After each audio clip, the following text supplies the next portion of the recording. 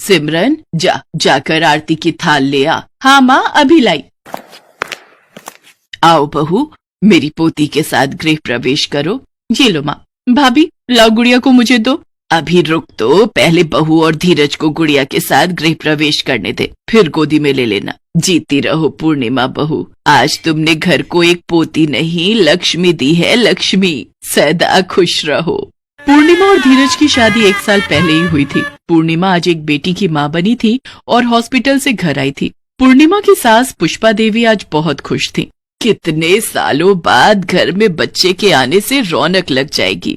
माँ, मुझे आज रात की फ्लाइट से ही ऑफिस के काम से जाना है। 2-3 दिन का काम है, मैं लौट आऊंगा। अच्छा, चल कोई बात नहीं, काम तो जरूरी है। जाओ पूर्णिमा बहू, गुड़िया को कमरे में ले जाओ और तुम भी थोड़ी देर आराम कर लो। मैं तुम्हारे लिए खाना वहीं भिजवा दूंगी। पूर्णिमा धीरज के साथ कमरे में आ जाती है और गुड़िया को सुलाने लगती है। धीरज, क्या जाना जरूरी है? अभी तो मैं हॉस्पिटल से आई हूँ। तुम थोड़ी देर भी गुड़िया के पास नहीं रुके और आज रात को जा भी रहे हो। अरे यार, मेरा जाना बहुत जरूरी है। तुम टेंशन क्यों ले रही हो? मैं परसों रात तक वापस आ जाऊंगा ना। और वैसे भी राहुल आ रहा है, वो तो तुमसे आज तक मिला भी नहीं है। राहुल की आज रात की फ्लाइट है, वो कल सुबह तक आ जाएगा। और जब से उसने गुड़िया के जन्म की खबर सुनी है, वो तो अपनी भतीजी से मिलने के लिए बहुत एक्साइटेड है। वो भी आ जाएगा तो हम सब मिलकर एक ग्रैंड पार्टी करेंगे। राहुल धीरज का छोटा भाई जो कि कैलिफोर्निया में जॉब करता है। धीरज और पूर्णिमा की शादी के समय वो नहीं आ पाया था क्योंकि उसे ऑफिस से छुट्टी मिलना बहुत मुश्किल हो रहा था। इस कारण राहुल थोड़ा उदास भी हो गया था, पर अब उसे 6 महीने की छुट्टियां मिली थी, इसलिए वो वापस आ रहा था। घर में खुशी का माहौल था, सब बहुत खुश थे। हंसते हंसते धीरज की माँ, बहन और पत्नी पूर्णिमा उसे विदा करते हैं, पर धीरज को नहीं पता था कि वो उन सबसे आखिरी बार मिल रहा है। धीरज जिस फ्लाइट में बैठा था वो फ्लाइट रास्ते में क्रैश हो गई और बहुत से यात्री मारे गए, जिनमें धीरज भी था। राहुल जब लौटा तो वो नहीं जानता था कि वो अपने भाई से कभी नहीं मिल पाएगा। धीरज इस दुनिया से जा चुका था। कल तक जो खुशी का माहौल था, आज वो मातम का माहौल बन गया था। माँ, धीरज भैया को गया आज 1 हफ्ता बीत चुका है। आपने ढंग से कुछ भी नहीं खाया। अगर ठीक से खाना नहीं खाओगे तो दवाई कैसे लोगे? राहुल भैया, पूर्णिमा भाभी ने भी कुछ नहीं खाया है। जबरदस्ती उन्हें कुछ खाने को देती हो तो एक निवाला ही खाती हैं और रोने लगती हैं। राहुल पूर्णिमा के कमरे में जाता है। उस समय गुड़िया रो रही थी। राहुल गुड़िया को गोदी में ले लेता है और चुप कराने लगता है। अरे, हमारी गुड़िया रानी क्यों रो रही है? चलो, मैं थोड़ी देर तुम्हें बाहर आंगन में घुमा लाता हूँ। अरे, आप रहने दीजिए, बेकार में परेशान होंगे, मैं इसे सुला देती हूँ। ओके, ये लो, जाओ मम्मी के पास जाओ। वैसे मेरी आपसे ज्यादा बात नहीं हुई, पर अगर आप भूखे रहोगे तो आपकी तबीयत खराब हो जाएगी और आपको गुड़िया के साथ साथ इस घर को भी संभालना है। सिमरन आपके लिए खाना ला रही है, थोड़ा सा खा लेना। नहीं, मुझे भूख नहीं है। अच्छा ठीक है भाभी, मत खाओ, फिर हम में से कोई भी नहीं खाएगा। राहुल और सिमरन किसी तरह समझा बुझाकर पूर्णिमा को खाना खिला देते हैं। धीरज को गए 5 महीने बीत चुके थे। एक दिन पुष्पा देवी की बड़ी बहन आशा देवी मिलने के लिए आती है। अरे, तेरा दिमाग खराब है क्या पुष्पा? सारी जिंदगी अपनी विधवा बहू और उसकी बेटी को पालने की जिम्मेदारी तू क्यों अपने सिर ले रही है? अभी तुझे सिमरन और राहुल की भी शादी करनी है। अब इसका तेरे घर में क्या काम? अगर तू इसे अपने घर में रखेगी तो आगे चलकर बेटी की सारी जिम्मेदारी का खर्चा तेरे सिर पर आ जाएगा। मैं तो कहती हूँ इसे इसके मायके भेज दे। अपने आप दोनों माँ बेटी की जिम्मेदारी उसके माँ बाप उठाएंगे। शायद तुम ठीक कह रही हो दीदी, मैंने ये बात तो सोची ही नहीं। बहाने से कल इसे अपनी माँ के घर भेज देती हूँ, फिर किसी को लिवाने नहीं भेजूंगी तो अपने आप समझ जाएंगे। पुष्पा देवी की बड़ी बहन आशा देवी कान भर कर जा चुकी थी। अगले ही दिन पुष्पा देवी ने पूर्णिमा को अपने मायके जाने के लिए कहा। बहू, धीरज को गए 5 महीने हो गए हैं, तुम अपने माँ पापा से मिलने भी नहीं गई हो। कुछ दिन के लिए अपने मायके रह आओ, तुम्हारा थोड़ा मन बदल जाएगा। गुड़िया भी अपने नाना नानी के पास रहने नहीं गई। ठीक है माँ जी, मैं कल ही चली जाऊंगी। पर माँ, कुछ दिन बाद तो न्यू ईयर है। मैं सोच रहा था गुड़िया का पहला नया साल है तो हम घर पर कुछ कर लेते। अरे, काहे का नया साल बेटा, जाने दे, कुछ दिन अपनी माँ के घर पर रहने। राहुल चुप हो जाता है। सिमरन भी कुछ नहीं बोल सकी। अगले दिन पूर्णिमा गुड़िया को लेकर अपने मायके चली जाती है। पूर्णिमा को गए 1 हफ्ता बीत चुका था और अगले दिन नया साल था। सिमरन राहुल से बोली, राहुल भैया, पूर्णिमा भाभी को गए 1 हफ्ता हो गया है। गुड़िया की बहुत याद आ रही है। पूर्णिमा भाभी को वापस बुला ले क्या? नए साल पर गुड़िया और पूर्णिमा भाभी हमारे साथ होंगी तो भैया की कमी महसूस नहीं होगी। कह तो तुम ठीक रही हो सिमरन, मैं एक बार माँ से बात करता हूँ, तुम यहीं रुको। राहुल पूर्णिमा और गुड़िया को वापस लाने के लिए बात करने जाता है, पर वो अपनी माँ को फोन पर बात करते देख बाहर ही रुक गया। अरे दीदी, तुम चिंता मत करो, मैंने उस मुसीबत को मायके भेज दिया है। अब वो दोनों माँ बेटी इस घर में वापस कभी नहीं आएंगी। मैंने फोन पर उसके माँ बाप को कह दिया है कि अब हम पूर्णिमा और उसकी बेटी का बोझ नहीं उठा सकते। जब तक धीरज था तब तक ही उनसे हमारा नाता था, अब हम क्यों खर्चा उठाएं। अपनी माँ की बात सुनकर राहुल चौंक जाता है। उसका मन दुख से भर जाता है और वो उसी पल पूर्णिमा के घर पहुंचता है। आंटी जी, मुझे पूर्णिमा से मिलना है, अभी और इसी वक्त। अरे राहुल, तुम और इस समय? पूर्णिमा, माँ का फोन आया था ना, इसीलिए तुमने मुझे फोन पर घर आने के लिए मना कर दिया। सच सच बताओ, माँ ने तुम्हें घर आने के लिए मना किया है ना? राहुल, माँ जी सही तो कह रही हैं। जब तक धीरज थे तब तक मेरा नाता उस घर से था। अब मैं उनकी विधवा हूँ, मेरा उस घर से कोई नाता नहीं है। वैसे भी मैंने नौकरी के लिए अप्लाई कर दिया है। मैं यहाँ रहकर अपनी बेटी को पाल पोस लूंगी। मुझे जीवन में और कुछ नहीं चाहिए, बस अपनी बेटी को पढ़ा लिखा कर बड़ा कर दूं। अब तो बस यही मेरा सपना है। क्यों पूर्णिमा, तुम्हें अपनी जिंदगी जीने का हक क्यों नहीं है? तुम भी अपनी जिंदगी की नई शुरुआत कर सकती हो। तुम्हें पता है, धीरज भैया की आत्मा को बिल्कुल भी शांति नहीं मिलेगी अगर वो तुम्हें ऐसे दुख में देखेंगे। इस नए साल पर नए जीवन की शुरुआत करो। तुम्हें मुझ पर भरोसा है ना? तो चलो मेरे साथ। अंकल आंटी जी, आप भी मेरे साथ चलिए। राहुल गुड़िया को गोद में ले लेता है और पूर्णिमा और उसके मम्मी पापा को मंदिर ले जाता है। पूर्णिमा, आज से मैं भगवान को साक्षी मानकर तुमसे शादी करना चाहता हूँ। मैं गुड़िया को पिता का नाम देना चाहता हूँ। मेरे होते हुए तुम्हें और गुड़िया को घर से दूर रहने की कोई जरूरत नहीं है। तुम्हारा हमारे घर से हमेशा नाता था और आगे भी रहेगा। गुड़िया अपने पापा के घर में ही रहेगी। राहुल, तुम ये क्या कह रहे हो? पूर्णिमा, क्या तुम नहीं चाहती कि गुड़िया को अपने पिता का प्यार मिले और धीरज भैया की आत्मा को शांति मिले?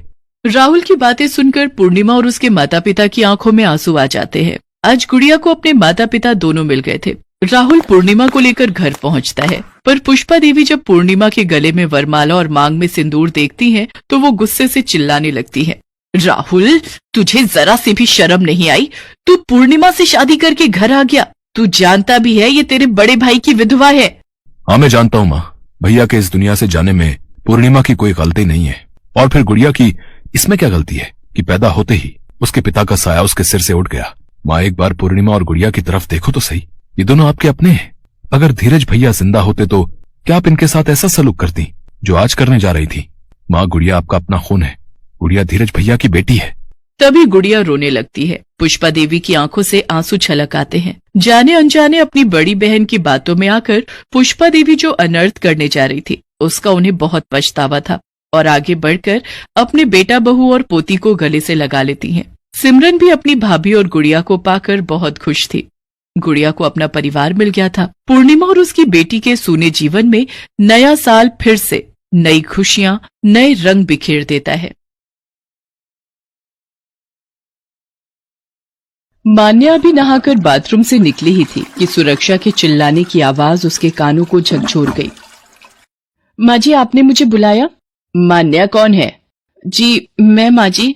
तो फिर क्यों पूछ रही है बेफिजूल के सवाल? दूध वाला सुबह से छाछ देकर गया हुआ है। कढ़ी बनाने को बोला था ना। आज कितने समय बाद सुजाता जीजी आ रही हैं। अब जल्दी रसोई में जा और कढ़ी बना ले। नमक मिर्च बराबर होना चाहिए, समझी?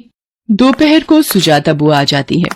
मान्या, बुआ जी आ गई हैं। मान्या, ओ मान्या, तुम बैठो जीजी, मैं देखती हूँ। क्या हुआ? तू इतनी देर से बाथरूम में क्या कर रही है? तुझे पता है जीजी आ चुकी हैं? कब से तुझे आवाजें लगा रही हूँ? पता नहीं माँ जी, 1-2 दिन से उल्टियाँ बहुत आ रही हैं और जी बहुत घबरा रहा है। क्या? उल्टियाँ आ रही हैं और जी घबरा रहा है?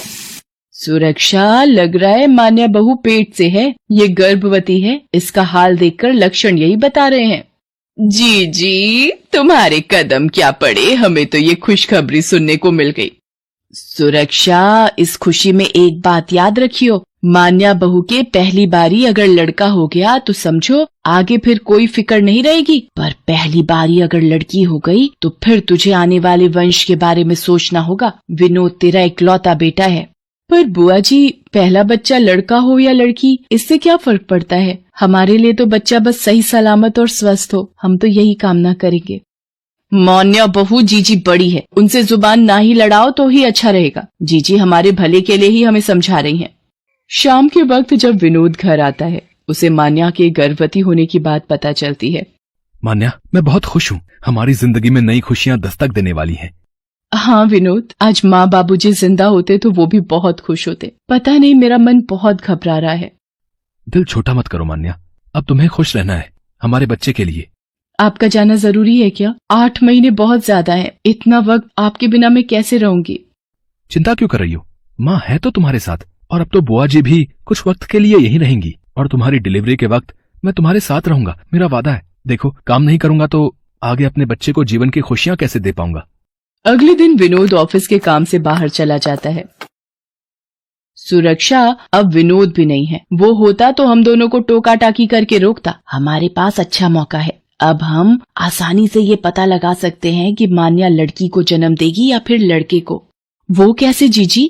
देख, जिनके बारे में मैं बताने जा रही हूँ उनके पास बहुत सिद्धियां हैं। वो गर्भवती का चेहरा देखकर चुटकियों में बता देती हैं कि लड़का होगा या लड़की। चिंगारी देवी नाम है उनका। सच में जीजी? फिर तो हमें चिंगारी देवी से मिलना चाहिए। कल हमें जरूरी काम से जाना है, समय पर तैयार हो जाना। आखिर माँ जी कहाँ जाने की बात कर रही हैं? अगले दिन सुरक्षा और सुजाता मान्या को लेकर चिंगारी देवी के पास पहुँचते हैं। प्रणाम चिंगारी देवी, ये मेरी भाभी सुरक्षा है और ये इनकी बहू मान्या। ये गर्भवती है। बस आपसे यही जानने आए थे कि ये लड़की को जन्म देगी या लड़के को। माँ जी, ये सब क्या है? ये कैसा सवाल पूछ रही हैं? मुझे कुछ नहीं पूछना, मैं जा रही हूँ। कोई बात नहीं, यदि नहीं पूछना तो दूसरे लोग आगे आ जाएं, हम उनके प्रश्नों का उत्तर देंगे। नहीं नहीं चिंगारी देवी, बहू के बारे में बताइए, ये कहीं नहीं जाएगी। चुपचाप बैठी रहो मान्या। मान्या को ये सब बहुत बुरा लग रहा था, पर वो उस वक्त कुछ नहीं कर सकती थी। कुछ देर बाद, सुरक्षा जी, आपकी बहू एक कन्या को जन्म देगी। लो, हो गया सत्यानाश, लड़की का जन्म। जीजी तुम सही कह रही थी, हमारे तो नसीब ही फूट गए। सुरक्षा और सुजाता मान्या को लेकर घर आ जाती हैं। मान्या विनोद को सारी बात बताना चाहती थी, पर वो विनोद को तंग नहीं करना चाहती थी, इसलिए वो उस वक्त चुप हो जाती है। मान्या रसोई की तरफ जा ही रही थी कि वो सुरक्षा और सुजाता को आपस में बातें करते हुए सुन लेती है। देख सुरक्षा, अगर तू चाहती है कि ये बच्ची इस दुनिया में ना आए तो इसके लिए मेरे पास एक इलाज है। जल्दी बताओ जीजी, क्या इलाज है? मैं भी चाहती हूँ जल्दी से जल्दी इस मुसीबत से छुटकारा मिले। ये पाउडर मुझे चिंगारी देवी ने दिया है। रात को सोते समय मान्या के दूध में मिला देना, सुबह तक इसका गर्भपात हो जाएगा। मुझे यहाँ से भागना होगा, वरना ये दोनों मिलकर मेरे होने वाले बच्चे को मार देंगी। मान्या सुजाता और सुरक्षा की नजरें बचाकर घर से भाग जाती है। मुझे यहाँ से दूर जाना होगा, बहुत दूर। मैं क्या करूँ? मान्या लगातार चलते हुए थक गई थी। वो एक पेड़ के नीचे बैठ जाती है और रोने लगती है। मैं क्या करूं? सासू माँ और बुआ जी मेरे बच्चे को दुनिया में आने से पहले ही मार देंगी। मैं कहाँ जाऊं, क्या करूं? अगर मैंने विनोद को ये सब बताया तो वो मुझ पर विश्वास नहीं करेंगे। माँ जी उनकी माँ है, वो उनके लिए गलत नहीं सुनेंगे। मैं क्या करूं? भगवान मेरी मदद करो। जिस पेड़ के नीचे बैठकर मान्या रो रही थी, उस पेड़ के ऊपर एक जिन्न का परिवार रहता था। वो सब पेड़ से नीचे आ जाते हैं। आप लोग कौन हैं? घबराओ नहीं, हमने तुम्हारी सारी बातें सुन ली हैं। हम जानते हैं इस पृथ्वी पर आज भी कुछ लोग लड़का लड़की में भेदभाव करना नहीं भूल रहे हैं, पर तुम चिंता मत करो। हम तुम्हें ऐसी जादुई शक्ति देंगे जिससे तुम्हारे बच्चे को कोई भी नुकसान नहीं पहुंचा पाएगा। हम तुम्हें एक जादुई गर्भवती बहू बनाकर भेजेंगे ताकि तुम अपने बच्चे की रक्षा कर सको। जिन्न और उसकी पत्नी मान्या को जादुई शक्ति दे देते हैं। मान्या उन्हें धन्यवाद देकर खुशी खुशी घर लौट आती है। कहाँ गई थी? इतनी देर लगा दी आने में। वो मैं मंदिर चली गई थी माँ जी। ये ले, मैंने तेरे लिए गर्म दूध तैयार किया है, पी ले। दूध जल्दी दीजिए माँ जी, मुझे बहुत तेज की भूख भी लगी है। पी ले बेटा, पी ले मेरी दवाई, सुरक्षा की सारी मुसीबत काट देगी।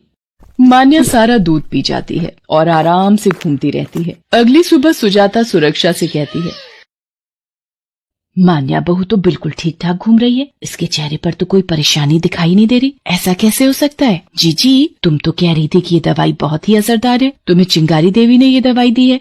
सुरक्षा और सुजाता चिंगारी देवी को सारी बात बताती हैं। कोई बात नहीं, दवाई ने अपना काम नहीं किया तो ये तावीज अपनी बहू को पहना देना, तुम्हारा काम हो जाएगा। सुरक्षा घर आकर मान्या को तावीज देती है। मान्या बहू, ये तावीज पहन लो, तुम्हारे बच्चे की रक्षा के लिए मैं लेकर आई हूँ। माँ जी आप मेरा कितना ख्याल रखती हो, मैं इसे अभी पहन लेती हूँ। इस बार तो पक्का चिंगारी देवी का दिया ये तावीज काम कर ही जाएगा। पर तावीज भी मान्या की कोख का कुछ नहीं बिगाड़ पाता। इस तरह कुछ महीने तक चिंगारी देवी सारे उपाय लगा लेती हैं, पर वो हर बार नाकाम हो जाती। एक दिन चिंगारी देवी गुस्से में खुद मान्या से मिलने उसके घर जाती है। हम खुद मान्या से मिलेंगे, तुम दोनों में से कोई भी कमरे में न आए। पर चिंगारी देवी जैसे ही मान्या के कमरे में जाती हैं, वो वहाँ का नजारा देखकर डर जाती है। उसकी चीख सुन सुरक्षा और सुजाता भी वहाँ आ जाती है। तुम्हारी बहू मायावी है, जादूगरनी है, ये कैसे उस बच्ची को गोदी में खिला सकती है जो अभी पैदा भी नहीं हुई। मैं इसका कुछ नहीं बिगाड़ सकती। तुम लोग ही हो ना जो मेरी इस बच्ची को मारना चाहते थे। चिंगारी देवी, तू ही है ना वो जिसने मेरे ऊपर जादू टोना किया था कि मेरी कोख सूनी हो जाए। तुम सब खुद एक औरत हो और फिर भी एक माँ से उसकी कोख में पल रही बच्ची को छीन रही थी। मान्या चिल्लाते हुए दुखी होती है और रो पड़ती है। इसके चलते उसे दर्द शुरू हो जाता है और वहीं विनोद भी आ जाता है। मान्या घबराओ नहीं, मैं आ गया हूँ। मैं तुम्हें हॉस्पिटल ले चलता हूँ। बेटा इसे मत उठा, मत लेकर जा अस्पताल। ये भूतनी है, जादूगरनी है, तुझे भी नुकसान पहुँचाएगी।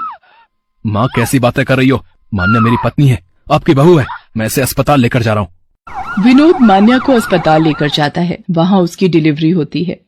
घबराने की कोई बात नहीं है मिस्टर विनोद, बल्कि खुशी की बात है। आपकी वाइफ ने जुड़वा बच्चों, बेटा बेटी को जन्म दिया है। Thank you doctor. माँ सुना तुमने, तुम दादी बन गई, वो भी पोता पोती दोनों की एक साथ। रहने दीजिए विनोद, माँ जी को इस बात की कोई खुशी नहीं होगी। इन्हें तो अभी भी लड़की होने का पछतावा होगा। मान्या विनोद को सुरक्षा और सुजाता की सारी बातें बताती है, जिसे सुनकर विनोद को अपनी माँ और बुआ के मान्या के साथ किए गए बुरे व्यवहार के लिए बहुत दुख होता। तुम चिंता मत करो मान्या, अब हम माँ के साथ नहीं रहेंगे। मैं तुम्हें और बच्चों को लेकर इस शहर से दूर चला जाऊंगा। नहीं नहीं विनोद बेटा, ऐसा मत कहो। मान्या बहू, मुझे माफ कर दो। मैंने चिंगारी देवी के बहकावे में आकर तुम्हारे साथ गलत किया। बेटा विनोद, सुरक्षा की इसमें कोई गलती नहीं है। असली गुनहगार तो मैं हूँ। मैंने सुरक्षा को भड़काया, गलत सलाह दी, चिंगारी देवी जैसी पाखंडी औरत पर विश्वास किया। विनोद चिंगारी देवी के खिलाफ पुलिस को कंप्लेंट करता है ताकि वो किसी गर्भवती की गोद सूनी न कर सके। पुलिस चिंगारी देवी के ठिकाने पर पहुंचकर उसे पकड़ लेती है। विनोद और मान्या घर छोड़कर जाने लगते हैं, पर सुरक्षा और सुजाता अपने किए के लिए बहुत शर्मिंदा थी। वो फूट फूट कर रो पड़ती हैं। मान्या सुरक्षा और सुजाता को माफ कर देती है। तभी मान्या को अदृश्य रूप में जिन्न का परिवार आशीर्वाद देता दिखाई पड़ता है। वो उन्हें देखकर अपने बच्चे की ओर देखती है और मुस्कुरा देती है।